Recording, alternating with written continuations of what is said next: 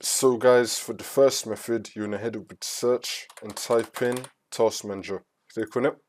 And now once you run this, on the left hand side, you want to click on the Details tab. And now once we're here, you want to search for right here in this box, MSI exec.exe. Now if you see anything here that comes up that says MSI exec.exe, then you want to right click on it and then click on End Task. In my case, I do not have this problem, so that's why it says nothing here for me. So again, in your case, if you see MSI exec.exe, then you want to right click on it and then click on End Task. And this should not fix your problem. If that's still not working, then for the second method, you want to head over to search again and type in services. Click on it.